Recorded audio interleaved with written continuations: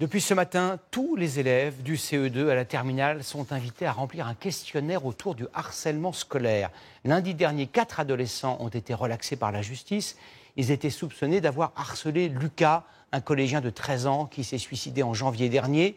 Pour la première fois depuis ce jugement, la mère de Lucas a accepté de témoigner. Elle s'est confiée à Jeanne Cancard, Vincent Ditch et Vincent Rucli.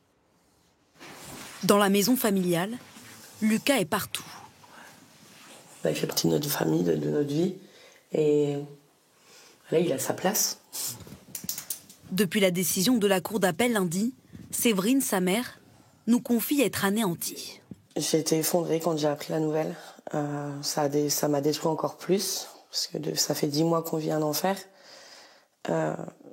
J'espérais quand même qu'ils aient une sanction, peu importe laquelle. En première instance, les 4 collégiens avaient été reconnus coupables de harcèlement. Mais 5 mois après, ils sont finalement relaxés en appel.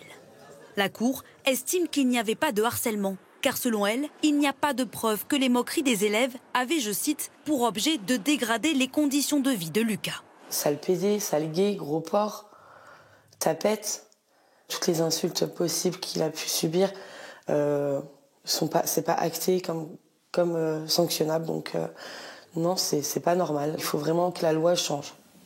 Pour les autres familles, Séverine garde espoir. Le gouvernement prend conscience de l'urgence selon elle. Mais elle n'estime pas suffisantes certaines nouvelles mesures, notamment le questionnaire anonyme distribué dans les écoles depuis ce matin.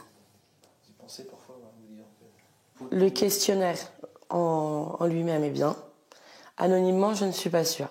Comment on fait pour aider un enfant qui dit ce qu'il subit si c'est anonyme? Le combat de la mère de Lucas n'est pas fini.